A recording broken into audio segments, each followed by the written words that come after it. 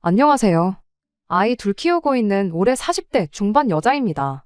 나름 현명하게 결혼 생활 하고 있다고 생각했는데 자기가 직접 해야 할 부모님 효도를 매번 저에게 강요하던 남편과 결국은 이혼하게 되었네요.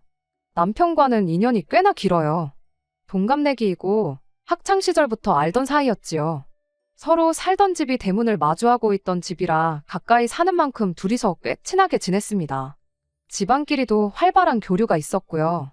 그때 당시에 시어머니는 전업주부셨는데 이따금씩 아는 분 일을 도우러 나가시곤 했었습니다. 그럴 때마다 시어머니가 우리 아들 저녁 식사 좀 챙겨달라며 남편을 저희 집에 보내곤 했어요. 한 달에 열흘은 남편이 저희 집에서 저녁 식사도 같이 하고 그랬습니다. 남편 성격이 그때부터 꽤나 싹싹했던 편이라 맨입으로 밥만 얻어먹을 수는 없다며 저희 집 집안일도 돕고 그랬었습니다. 그때는 저랑은 그냥 친구 사이였지 그 이상도 그 이하도 아니었어요.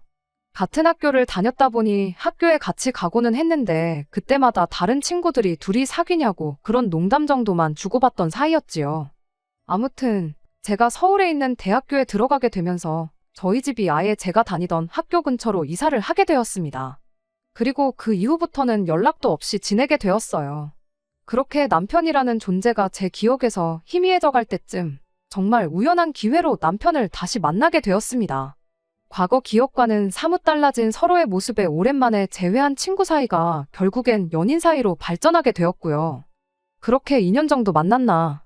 저희 집에서 남편과 제가 연애를 하고 있다는 사실을 알게 되고부터는 저희 친정어머니가 은근히 제가 남편과 결혼하기를 원하셨어요. 어릴 적 기억에 싹싹하고 부침성 좋은 남편의 모습을 기억하고 계셨던 거죠. 양쪽 집안의 교류가 자주 있던 편이다 보니 시어머니도 저를 기억하고 계셨어요. 어렸을 때 가까이 살던 것부터 이렇게 재회하게 된 게 하늘이 점지해준 인연이라며 결혼을 환영하셨죠.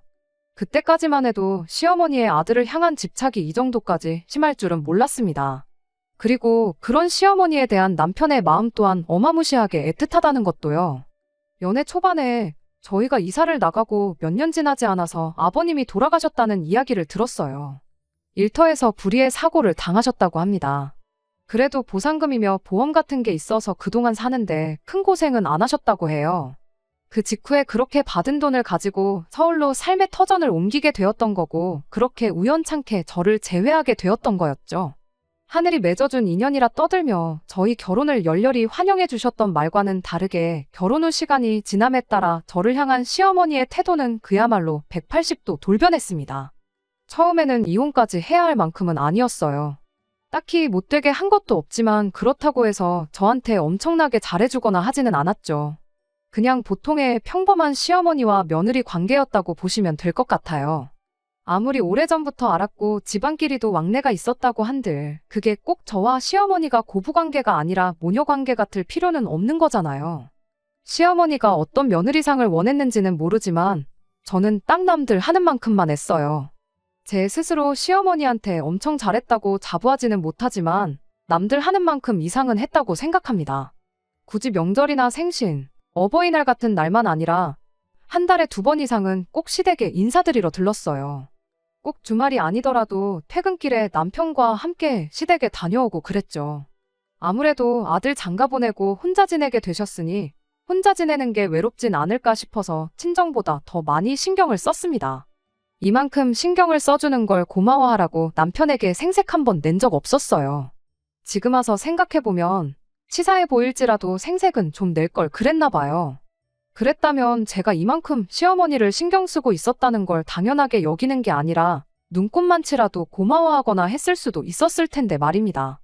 아무튼 이 정도까지 제가 해서 그랬던 건지 그때까지는 시어머니도 정신이 멀쩡해서 그랬던 건지 모르겠지만 결혼 생활 초반에는 시어머니와는 달리 큰 문제가 없었어요.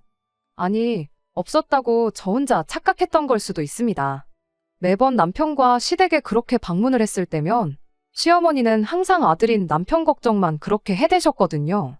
그냥 해주는 걱정이면 안부 인사 정도로 받아들이겠는데 시어머니는 늘 저를 앞에다 두고 남편한테 살이 좀 빠진 것 같다느니 끼니는 제대로 챙겨 먹고 다니고 있냐느니 하면서 질문을 하셨어요. 그때는 왜 그걸 저한테 내 아들 굶기지 말고 밥 좀 잘 챙겨주라고 눈치를 주는 거라는 생각을 못했는지. 뭐 그때 알았다고 한들 시어머니가 남편 밥 잘 좀 챙겨주라고 했다 해서 이혼까지 하지는 않았을 테지만요. 아무튼 시어머니가 조금씩 돌변하기 시작한 건 우리 쌍둥이 아이가 생기면서부터였습니다. 저희가 그때 당시에는 차가 없었거든요. 저희 집에서 시댁까지 대중교통으로는 40분 정도 거리였는데 부름배 이끌고 지하철 타고 가기에는 무리가 있었어요. 그 덕에 매달 두어 번은 꼭 다녀오던 시댁에 다니는 횟수가 점점 줄어들게 되었습니다. 그때까지만 해도 별다른 큰 문제는 없었어요. 그런데 아이들이 태어나고 나서는 문제가 커지기 시작했습니다. 출산 후에 일단 어떻게 될지 모르니 육아휴직을 신청했었어요. 지금도 육아휴직 쓰는 게 엄청 눈치 보인다고들 하는데 그때 당시에는 더더욱 눈치가 보였습니다. 제가 다니던 회사가 규모도 그렇게 큰 회사가 아니었다 보니 더더욱이 그랬어요. 하지만 운이 좋게도 회사 사장님이 그런 데에 있어서는 참 오픈마인드셨어요. 그렇게 1년의 시간을 벌 수 있었습니다. 정말 다행이라 생각했지요. 그렇게 출산 후 조리원을 다녀와서 본격적인 육아를 시작하게 되었습니다. 제가 뭐 엄마 경력이 있던 것도 아니고 아이를 몇 명이고 낳아본 적이 있던 것도 아니었고 아이를 키워본 적이 있던 것도 아닌데다가 마침 또 저희 아이들이 쌍둥이였던지라 처음에는 정말 어떻게 해야 할지 막막했어요. 그때 친정어머니께서 직접 저희 집까지 찾아오시면서 육아를 도와주셨습니다. 거의 매일같이 찾아오셔서 종일 저를 도와주시고 남편 퇴근할 때 맞춰서 집으로 돌아가시고 하셨어요. 약속이 있으신 날이면 볼일 다 보시고 나서 저희 집에 찾아와서 도와주셨고요. 늘 남편 집에 올 시간 맞춰서 돌아가셨는데 볼일 때문에 조금 늦게 도착한 그런 날이면 남편 퇴근하고도 한 30분에서 1시간 정도 더 계시다 가셨습니다. 뭐라도 하다 더 도와주고 싶으신 그런 마음 때문에 그러셨던 거예요. 저 대신 아이를 봐주시기도 하셨고 아니면 저 대신 다른 집안일을 도와주시거나 하는 식이셨습니다. 그런데 언젠가부터 어머니가 그렇게 저희 집에 와 계시는 걸 가지고 남편이 조금 불편하다는 내색을 하기 시작했어요. 힘들게 일하고 퇴근해서 집에 왔는데 장모님 계시면 쉬는 게 눈치가 보인다고요. 어릴 적에는 저희 집에 저녁 식사 얻어먹으러 와서 집안일도 도와드리고 그렇게 싹싹하게 굴어놓고는 지금도 신세 지는 건 매한가지인데 왜 저러나 싶었죠. 10년이나 더 지난 이야기였으니 성격이 충분히 바뀔 수 있는 법이라고 이해하려 했지만 아쉬운 건 어쩔 수 없었어요. 친정어머니가 뭐 엄청난 거 바라고 오시는 것도 아니었고 막말로 제가 남이 자식들 어디서 데려와 키우는 것도 아니고 우리 자식 키우는 건데 말이죠. 괜히 친정어머니가 눈치 보실까봐 남편이 그런 말 꺼냈다는 건 일부러 전하지 않았어요. 그렇다고 해서 당장 남편이 퇴근해서 아이 키우는 걸 도와주는 것도 아니었고 집안일을 도와주는 것도 아니었거든요. 그렇게 한 몇 달 정도 지난 어느 날이었습니다. 여전히 친정어머니가 볼 일이 있으셨던 날에는 남편 퇴근 시간과 맞물려서 저희 집에 잠깐 계시다 가셨죠. 그런데 하루는 남편이 그러더라고요. 그렇게 장모님만 챙기지 말고 우리 어머니도 좀 신경 써달라고요. 당연하겠지만 정말이지 어이가 없었습니다. 친정어머니가 저희 집에 뭐 놀러 오시는 것도 아니고 육아며 집안일이며 잔뜩 도와주시고 고생이란 고생은 다 하고 가시는데 그걸 두고 제가 친정어머니만 챙긴다고 말하는 게 웃기지도 않더라고요. 제가 대번에 날카로워져서 시어머니도 신경 써달라는 게 무슨 말이냐고 물어봤어요. 그랬더니 우리 어머니 집에서 혼자 지내시는데 얼마나 외로우시겠냐고 요즘 제대로 찾아뵌 적도 없는데 좀 신경 좀 써주면 좋겠어서 꺼낸 말이다 하더라고요. 그냥 듣고 넘기긴 그래서 남편한테 곧바로 한마디 했어요. 친정어머니가 여기 오셔서 뭐 놀다가 가시는 줄 아느냐고 참 어이없다고요. 당신 퇴근하고 와서 우리 엄마가 계신다고 해서 뭐 집안일을 도와주는 척이라도 하는 것도 아니지 않냐고. 집에 와서 씻고 나와 나나 우리 엄마가 차려준 밥 먹고 나서 소파에 앉아서 TV 보는 게 전부이지 않느냐. 가만히 있어도 알아서 해주는 사람이 둘이나 되는데 불편하기는 뭐가 불편하다는 거냐고 그렇게 따져 물었죠. 안 그래도 친정어머니가 땡전 한 푼 안 받고 안 하셔도 되는 고생을 사서 하시는 모습 보면 자식된 마음으로 죄송스러운 마음뿐이었는데 잘 됐다고.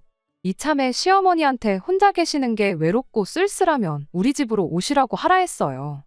와서 친정어머니가 하시듯이 집안일도 도와주고 아이 돌보는 것도 도와주시고 그러면 되는 거 아니겠냐고. 그러면 공평한 거 아니냐고요. 그랬더니 남편이 뭐가 그렇게 고가운지 아무 말도 안 하고 어금니만 꽉 깨물고 가만히 있더라고요. 그래서 한마디 더 했습니다. 그리고 그렇게 어머니 걱정돼서 챙기고 싶으면 당신이 시댁 가서 직접 챙기면 되지. 왜 나한테 그러냐고 했어요. 퇴근길에 시댁 들러서 시어머니하고 시간 보내다 오라고. 그럼 당신은 시어머니 챙겨서 좋고 나는 친정어머니가 단 1분이라도 이 집에 더 계시면서 애 봐주는 거 도와주시고 하면 더 편해서 좋은 거 아니겠냐고요. 말씀드렸다시피 쌍둥이 태어나고 나서는 물론이고 아이들 때문에 배불렀을 때부터 자주 왕래하던 시댁의 발길을 끄는 건 사실입니다. 하지만 상황이 여의치 않아서 그랬던 거고 그때도 남편은 죽어도 혼자서 지발로 시댁에 다녀오는 법이 없었거든요. 차라리 그간 혼자라도 계속 다녔으면 제가 미안해라도 했을 텐데 참 어이가 없었습니다. 아무튼 남편이 저와 그렇게 다투고 나서 어깃장을 부리는 건지 결국엔 혼자 엄마 챙기고 오겠다며 퇴근길에 시댁으로 가더라고요. 그런데 남편 혼자 시댁에 다녀온 일로 시어머니가 아주 노발대발 난리가 났습니다. 그날 남편이 시댁에 도착하자마자 저한테 전화를 해서는 어디 며느리가 남편만 혼자 시댁을 보낼 생각을 하냐며 저한테 호통을 치셨죠. 이딴 식으로 며느리 노릇 할 생각이면 아예 앞으로 나보고 살 생각은 하지 말라는 둥. 정말 거치는 것 하나 없이 아무 말이나 쏟아부으셨어요. 그때는 저도 참 할 말이 많았지만 그래도 시어머니와 며느리 관계니 아무 말 않고 시어머니 하는 말을 듣고만 있었습니다. 잘못한 게 하나도 없는데 죄송하다는 말까지 했지요. 괜히 이 이야기를 신세한탄하듯 친정어머니께 꺼냈다가 또 저만 손해를 보게 되었어요. 일단 친정어머니 또한 당신이 여기 놀러 오는 것도 아닌데 황당하다는 반응이셨지만 그래도 최대한 중립적으로 상황을 받아들이셨어요. 시어머니가 저러는 게 조금은 이해가 되기는 한다고요. 아예 시댁과 연 끊고 지내던 것도 아니었고 자주 왕래도 있지 않았느냐. 충분히 서운해 하실 수 있다고요. 그리고 아들 장가 보내서 사이좋게 잘 지내는 줄 알았는데 부부싸움하고 혼자 시댁에 가는 모습 보면 마치 제가 남편을 집에서 쫓아낸 것처럼 오해하실 수도 있는 노릇이라고요. 그리고 남편이 퇴근하고 나서 당신이 집에 계시는 걸 불편해할 줄은 몰랐다고 그 부분은 미처 신경 쓰지 못하셨다며 앞으로는 조금 신경을 쓰셔야겠다 하셨죠. 그렇게 그 뒤로 친정어머니는 집에 자주 안 오시게 되었어요. 꼭 제가 도움이 필요한 날에 미리 전화를 주지 않는 한 먼저 찾아오시는 일이 없었죠. 그리고 시댁에 방문하는 날에 제가 미리 연락을 드리면 주말이 되었든 평일이 되었든 시간 맞춰 오셔서 저 대신 아이들을 봐주시고는 했어요. 결과적으론 저만 힘들어졌죠. 친정어머니가 안 오신다고 남편이 육아를 도와주거나 한 건 아니었으니까요. 일단은 제가 전업주부고 남편 외벌이로 생활을 하던 상황이었는데 남편이 혼자서 돈을 벌어오는 만큼 육아를 안 도와주는 걸 가지고 서운하기는 했을지언정 문제를 삼거나 할 생각은 없었습니다. 그리고 친정어머니가 더 모소시게 된 것 또한 언제까지 엄마가 자기 자식들 키우는 걸 쌍둥이라는 핑계로 계속 친정어머니를 집으로 불러내 고생시킬 수도 없는 노릇이기도 했고 그간 친정어머니 도움받으면서 육아와 집안일을 병행하는 게 손에 익기도 했다 보니 시간이 지남에 따라 그건 익숙해져 갔어요. 그렇게 출산 전에 하던 것처럼 시댁에는 달에 2-3번씩 방문하게 되었는데 시어머니는 좀처럼 토라진 그 마음을 풀지를 않았습니다. 시댁 갔을 때 시어머니 입에서 좋은 이야기를 들어본 게 손에 꼽을 정도였어요. 쌍둥이 출산하고 나서 제가 살이 많이 붓기는 했습니다. 그런데 그건 남편도 마찬가지였어요. 제가 원래 조금 마른 체형이었고 남편은 덩치가 좋은 편이어서 남편은 그대로인데 저 혼자만 살이 붙은 것처럼 보였을 수도 있다고는 생각합니다만 시어머니는 그런 저를 보고 매번 꼬투리를 잡아댔습니다. 좋은 거 혼자만 먹고 다니지 말고 네 남편도 좀 나눠주라면서 그렇게 시비를 거셨어요. 우리 아들은 피죽도 못 얻어먹은 사람 마냥 하루가 다르게 말라 비틀어져 가는데 너는 어떻게 볼 때마다 살이 더 찐 것 같냐고. 대놓고 저 기분 나쁠 말들만 골라서 서슴지 않고 하시곤 했습니다. 처음에는 시어머니가 얼마나 저한테 삐졌으면 뒤끝을 저렇게 부리나 싶었죠. 그냥 그동안 쌓인 거 분풀이 하는 거라 생각해서 그렇다 할 대응도 하지 않았어요. 시간이 지나면 저러는 것도 줄어들겠지 싶었는데 애석하게도 1년이고 2년이고 시간이 지난다고 해서 심해지면 심해졌지 나아지는 거 하나는 없더군요. 뭐가 됐든 간에 사소한 거 꼬투리 잡아서 저한테 싫은 소리 하는 게 일쑤였고, 심지어는 우리 아들 장가 잘못 보내서 고생만 시키고 있구나 이런 말까지 했던 적도 있습니다.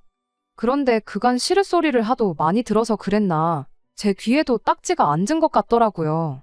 시어머니가 그 어떤 소리를 해도 저한테는 더 이상 그게 상처가 되지가 않았던 거예요. 물론 잔소리 듣고 그러는 그 순간만큼은 또 저러시네 싶어서 짜증이 나긴 했지만 제 성격이 원래도 조금 무던한 편이고 막말로 제 앞에서 아들 장가 잘못 가서 고생한다는 말은 꺼내면서도 직접적으로 이혼을 하라던지 이혼을 시켜야겠다던지 이런 이야기는 따로 꺼내질 않으셨다 보니 그냥 버릇처럼 꼬장을 부리시는 거구나 하고 가볍게 넘겼어요. 원래도 홀어머니가 조금 그런다잖아요.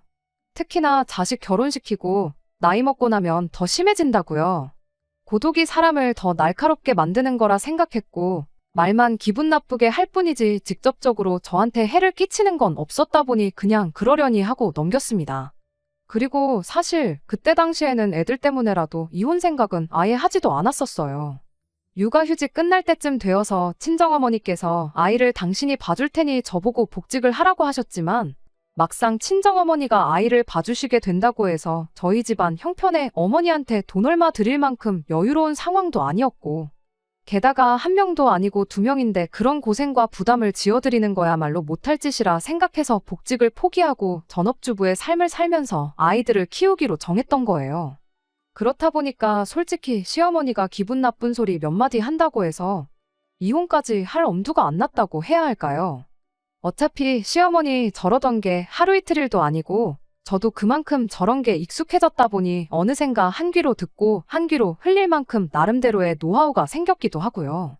아무튼 그렇게 재작년까지 혼자 힘으로 아이들 키우다가 언제부턴가 내가 계속 전업주부로 지내야 할 이유가 있나 하는 생각을 갖게 되었어요. 애들도 클 만큼 커서 학교 끝나면 바로 학원을 나가고 그랬다 보니 제가 집에서 밥하고 빨래하고 그러는 것보다야 저금도 모자란데 애들 대학 들어갈 때 대비해서 학비라도 좀 벌어놓는 게 좋겠다 싶어 그때부터 일을 다시 시작했어요. 아이들 태어나기 전에 다니던 회사랑 비교해보면 그때 다니던 회사도 규모가 작은 회사였지만 지금 다니고 있는 회사는 그때 다니던 곳보다도 더 작은 회사였습니다. 그래도 이렇게 일을 하면서 경력을 쌓을 수 있다는 사실만으로도 감지덕지였지요. 아무튼 제가 다시 일을 시작했다고 해서 시댁의 발길을 끊거나 한 건 아니었어요. 하지만 작년 말부터 또 하나 달라지기 시작한 게 있었는데 그건 시어머니한테서 저한테 직접 걸려오는 연락이 부쩍 늘었다는 겁니다. 그전까지는 저랑은 따로 전화 한 통 한 적이 없었거든요. 안부 전화 해봐야 잔소리밖에 안 하시니 그건 남편한테 직접 하라고 시켜놓은 상태였다 보니 직접적으로 시어머니와 전화 연락을 했던 적은 정말 지난 10몇 년간 손에 꼽을 정도였어요. 그러다 작년 말부터 시어머니한테서 먼저 전화가 걸려오는 일이 늘어나기 시작한 겁니다. 매번 전화해서 저한테 하는 말이 여기가 아프다, 저기가 아프다 그런 이야기 뿐이었어요.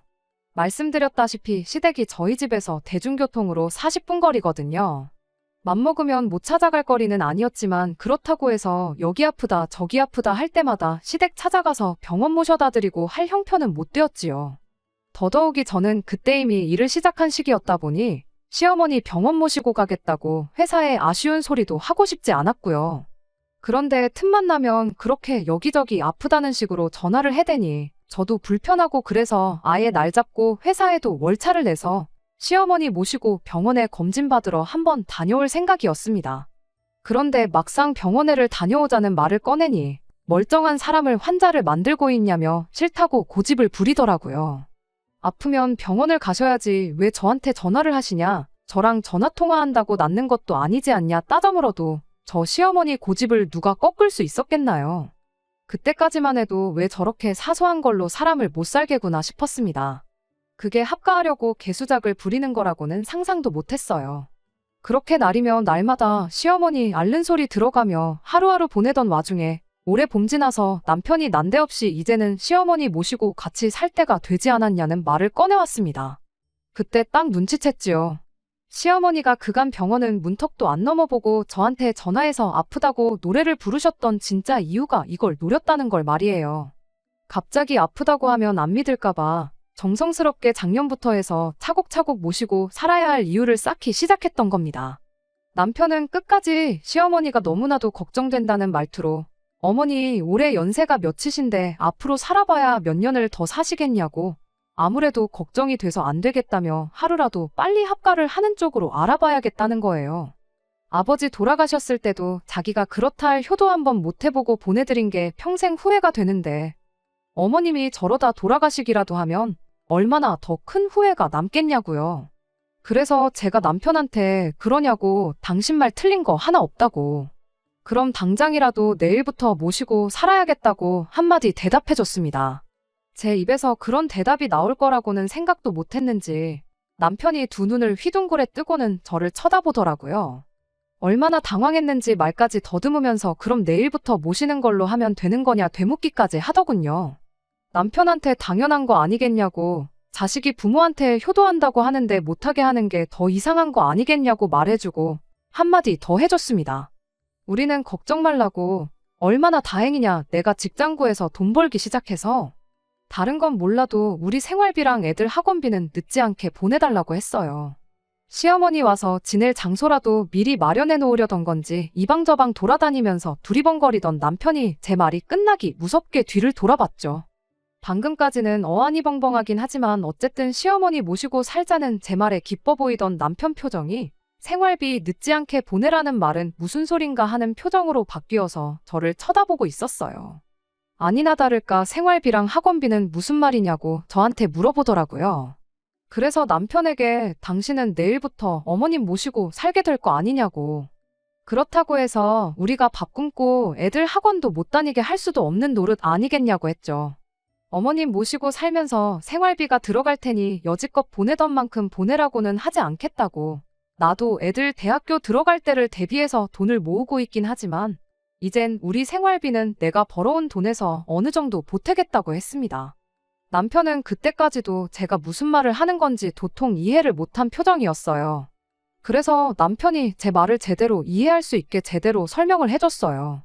당신이 당신 입으로 이젠 시어머니 모시고 살아야 할 때가 왔다 하지 않았냐고. 일단 급한 짐은 내가 싸줄 테니 당신은 쉬고 있으라고요. 내일부터 당장 혼자서 어머님 모시고 살려면 체력이 필요할 텐데 짐 싸는 걸로 힘까지 뺄 필요나 있겠냐고 걱정 말고 쉬고 있으라 했습니다. 그리고 어머님 댁 가서 지내다가 내가 안 챙겨준 게 있으면 번거롭게 집에 찾아오지 말고 전화하라고. 그러면 내가 택배로 따로 보내주겠다고 했더니 남편이 지금 내 말을 잘못 이해한 것 같은데 어머니 모시고 살겠다는 건 우리 집에 어머니를 모셔오겠다는 소리라고 설명을 하기 시작했습니다. 그래서 남편한테 뭐하러 그러냐고 안 그래도 집도 좁아 터졌는데 어머님까지 오셔서 다 같이 부대끼며 살 필요가 뭐가 있겠냐고요. 우리 방 애들 방 하면 빈 방이라고는 베란다밖에 없는데 당장 어머님을 베란다에 모실 수도 없는 노릇 아니겠냐. 누가 봐도 당신 혼자 짐 싸서 어머님 댁으로 나가는 것만큼 좋은 방법이 없는 거 모르냐고 한마디 더 해줬습니다. 그랬더니 방금 전까지만 해도 기뻐서 눈이 뒤집힐 것만 같아 보였던 남편이 장난치지 말라며 저한테 짜증을 내기 시작했어요. 저는 남편한테 내가 지금 장난치는 것처럼 보이냐고 당신이 생각해도 이 집에 어머님 모시는 게 가당키나 하냐고 대답했죠. 남편은 방법이 왜 없냐고 당장 어머님 댁 전세금을 빼서 그 돈을 합쳐다가 더 큰 집으로 이사 나가면 되는 거 아니겠냐고 저한테 따져묻길래 제가 어머님 댁 전세금이 얼마나 되느냐고 물어봤어요.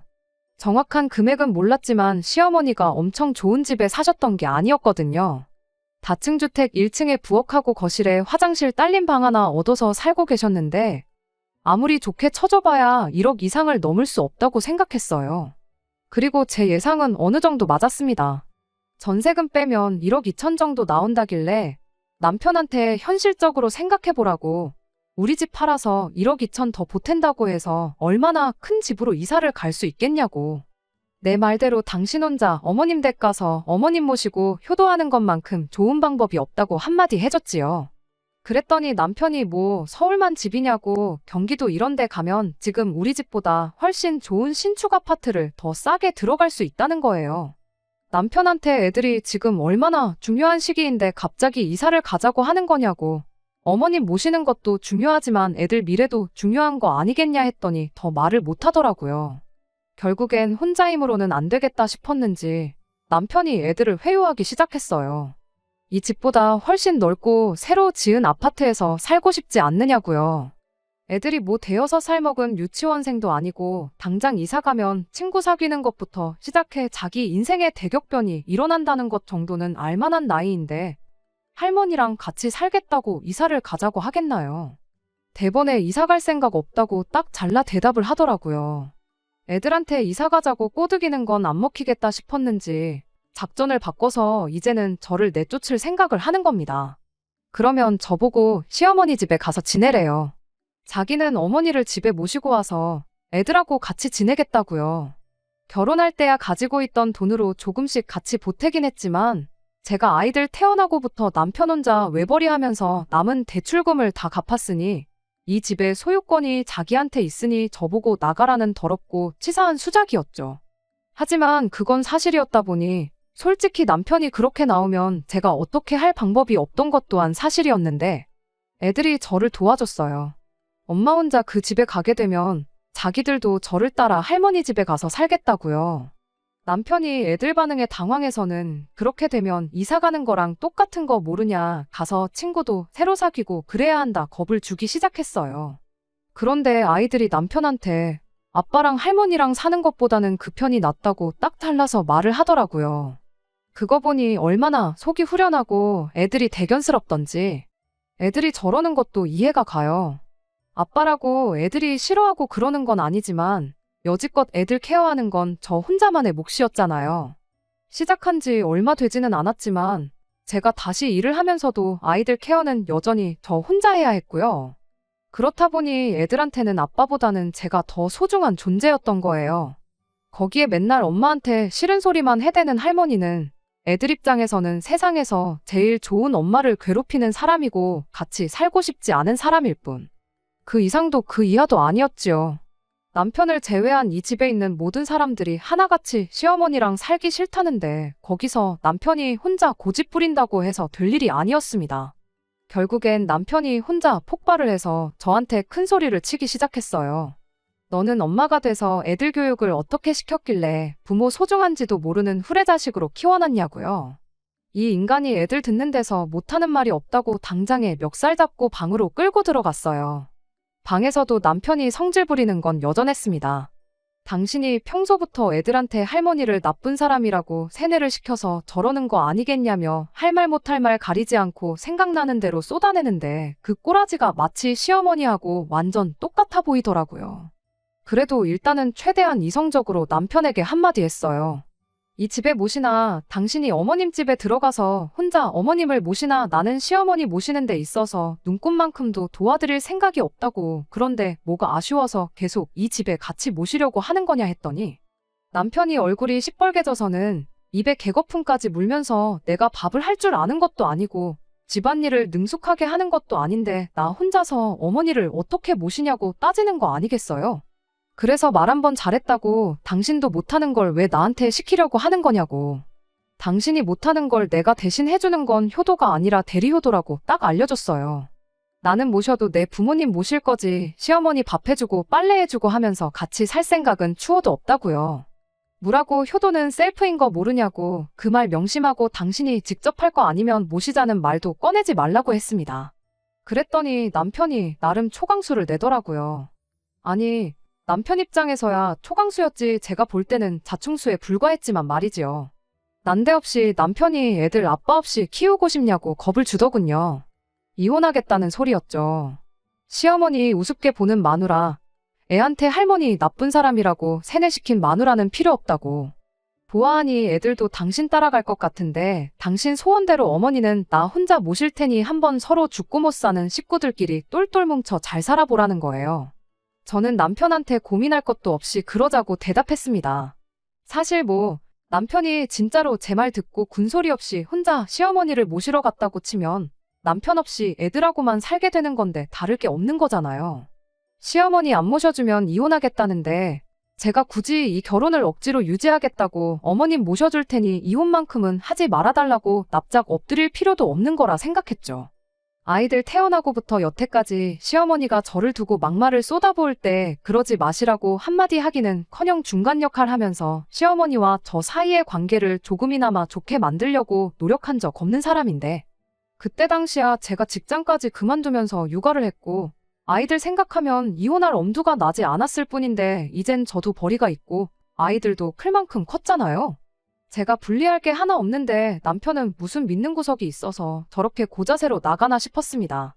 남편한테 이혼 서류는 내가 준비할 테니 일단 당신은 시댁에 가 있으라 했어요. 이러는 거 애들한테 보여주는 게 좋을 거 하나 없지 않냐고 했더니 그래도 애 아빠라고 그 말은 듣고 시댁으로 가더라고요. 혹시 모르죠. 제가 당장 이혼하자고 했지만 한번 떨어져 살아보면 정신 차려서 시어머니 모시겠다고 들 거라고 생각했던 것일 수도 있고요. 아무튼 남편은 그렇게 혼자 시댁으로 향했고 저는 그 길로 이혼을 준비했어요. 남편은 자기가 유리한 위치라고 생각했던 것 같은데 변호사님 몇 분을 만나봤는데도 다들 하나같이 남편이 절대적으로 불리한 상황이라는 이야기를 해주셨지요. 그렇게 이혼 서류 준비해서 남편 앞에 들이밀었더니 남편이 이건 예상 못했다는 표정으로 잔뜩 당황을 했어요. 기어이 애들을 아빠 없이 키울 생각이냐고 또 아이들을 방패로 삼길래 시어머니 모시고 살면서 매일같이 엄마 당하는 꼴 보여주고 당신하고 박 터지게 싸우는 꼴 보여주는 것보다는 이 편이 더 나은 것 같다고, 도장 하나 찍으면 되는 건데 뭐 이렇게 말이 기냐고 쓸데없는 소리 그만하고 얼른 사인이나 하라고 했어요. 남편은 자기가 처한 입장을 아직도 이해 못했던 건지 끝까지 센 척을 하더라고요. 네가 이 집에 한 게 뭐가 있냐고 재산 분할을 받아갈 생각을 하냐. 누굴 호구로 알고 있냐며 사인을 거부했습니다. 저는 다 변호사님들한테 상담받고 해서 정한 재산 분할 비율이었거든요. 변호사님이 5대5로 받아도 아쉬울 게 없는 상황이라 했는데 저는 향후 남편이 보내야 할 양육비까지 계산해서 일부러 욕심내지 않고 아이들과 살 곳 정도만 마련할 수 있게 25% 정도만 잡았었거든요. 그런데 남편이 땡전 한 푼 줄 수 없다고 나오니 결국 소송전으로 갈 수밖에 없었습니다. 그렇게 저희는 이혼을 하게 되었어요. 법원에서 정해준 재산분할 비율은 6:4로 제가 4남편이 6이었습니다. 변호사님 말대로 5는 아니었지만 남편이 고집 부린 덕에 당초 생각했던 것보다 훨씬 더 많은 돈을 분할받게 되었어요. 아직 대학교 가려면 몇 년이나 더 남은 아이들 키우는데 매달 보내야 하는 양육비는 물론이고요. 제가 조금 욕심부리면 얼마 위자료까지 청구할 수 있었는데 이혼하면서 받은 정신적 스트레스를 견디기가 힘들어서 위자료까지 뜯어내는 건 포기했습니다. 하지만 예상보다 재산 분할을 더 받을 수 있었던 덕분에 저희가 이사할 필요까지는 없었습니다. 제가 직장이 있으니 대출을 받을 수 있어서 남편한테 줘야 할 돈은 대출받아 줘버리고 집을 제가 갖는 걸로 했어요. 남편도 시어머니랑 단 둘이 살기엔 집이 너무 넓다 생각했는지 생각보다 쉽게 이 제안을 받아들였고요. 그렇게 치열한 개싸움 끝에 남편과는 이혼하게 되었습니다. 진작 이렇게 되었어야 했는데 뭘 그렇게 질질 끌었나 싶기도 하고 한편으로는 싱숭생숭하기도 하고 정말 이 기분을 어떻게 표현해야 할지 모르겠네요. 괜찮다고 생각했는데 막상 남편 말대로 한참 예민할 때인데 아빠 없이 자라게 만든 게 애들한테는 너무 미안하기도 하고요. 그래도 이왕 이렇게 된 거 한번 열심히 살아보려고 합니다. 안녕하세요. 이혼까지 다 했는데 이렇게 3개월도 안 돼서 후기를 보내게 될 줄은 몰랐습니다. 얼마 전 남편을 만났는데 그 이야기 해드리려고 이렇게 다시 찾아왔어요. 주말에 애들하고 저녁 먹고 쉬고 있는데 벼랑간 현관문 비밀번호 누르는 소리가 나더라고요. 몇 번을 틀리는데도 계속 누르길래 잔뜩 겁먹고 있었는데 인터폰 켜보니까 남편이었어요. 갈라서자마자 비밀번호부터 바꿔버렸는데 지난 비밀번호 눌러대니 문이 안 열릴 수밖에요. 아무튼 남편한테 연락도 없이 무슨 일로 왔냐고 애들 보고 싶어서 온 거면 다음부터는 정해진 날짜에 오라고 한마디 했더니 다짜고짜 제 앞에 무릎을 꿇더니 자기가 정말 전부 다 미안하다며 저한테 살려달라고 사과를 하기 시작했어요. 갑자기 눈물 콧물 짜며 살려달라는데 자초지종이 뭔지나 물어봤죠. 이혼 과정에서 어떻게 저한테 재산 분할 하나도 안 해주고 위자료까지 뜯어보겠다고 편먹고 열심히 던 두 모자가 이혼하고 나서 오히려 예상했던 것보다 더 많은 재산 분할을 해주게 되니 그걸 이유로 둘이 사이가 틀어졌나 보더라고요. 시어머니 입장에서는 아들 집에 합가해서 며느리 효도 받으며 살 계획이었는데 난데없이 개털이 된 아들이 당신 집에 들어와서 다시 살게 되고 그것도 모자라 밥까지 해서 먹여야 되고 옷까지 빨아다가 다려 입혀서 출근까지 시켜야 하니 답이 안 나왔던 겁니다. 그래서 시어머니가 남편한테 이대로 가다간 너 때문에 내 명예 못 살겠다고 남편 보고 나가 살라 말하고 집에서 쫓아내버렸다네요. 재산 분할에 간 돈이 있어서 당장 혼자 지낼 곳 구하는 건 문제가 없었는데 남편 월급이 엄청 많은 것도 아닌데 애들 양육비에 시어머니 용돈까지 드리는 건 한계가 있었나 봐요. 그뿐이겠나요. 당장 자기가 밥을 할 줄 아는 것도 아니니 자기 생활비에 먹는 것까지 전부 사 먹어야 했으니 남편 월급으로는 택도 없었던 거죠. 돈을 모으기는커녕 그나마 얼마 남은 돈 파먹으면서 살게 생겼는데 이러다간 5년 내로 쥐뿔도 없는 알그지가 된다고 자기 좀 살려달라고 찾아온 거예요. 받아만 준다면 시어머니하고는 영원히 연 끊고 가족들을 위해 살겠다고 하더라고요. 그렇게 제 앞에 싹싹 비는 남편한테 나한테 빌 게 아니고 집에 가서 어머니한테 밥 정도는 혼자 챙겨 먹겠다고 싹싹 빌고 어머님 댁으로 들어가라고 한마디 해줬어요. 무슨 일이 있어도 당신을 내 남편으로 우리 아이들 아빠로 받아줄 생각 없으니 2번 다시 찾아오지 말라고 한마디 하고요. 그렇게 강하게 한마디 했더니 남편은 그 다음 날도 그 다다음 날도 찾아오지 않더라고요. 무슨 일이 있어도 제 마음이 돌아서지 않을 거라는 걸 깨달았는가 봐요. 그 꼴을 보니 그래도 한동안 맘고생했지만 이혼하기를 참 잘했구나 하는 생각이 들었네요. 우스갯말로 남자들 내비게이션하고 마누라 딱 2 여자 말만 들으면 틀린 결정을 내릴 일이 없다고 하잖아요. 적어도 제가 좋은 말로 설명했을 때 어머님 모시고 사는 거 포기하고 가족들한테 충실했다면 저렇게 밥 걱정하면서 지낼 일은 없었을 텐데 싶었어요. 시어머니한테 시달리며 살 때도 제 팔자 제가 꼬았다고 생각했는데 남편도 이렇게 이혼을 결정해서 자기 신세 자기가 망쳤으니 똑같은 거라 생각하려고요. 이혼한 것쯤은 벌써 후를 다 털어냈으니 앞으로는 아이들하고 행복하게 지낼 생각만 하면서 살면 될 것 같습니다. 끝까지 들어주셔서 감사합니다. 오늘의 사연은 여기까지입니다. 구독과 좋아요, 알람 설정 부탁드리고 더 좋은 사연으로 다시 찾아뵙겠습니다. 감사합니다.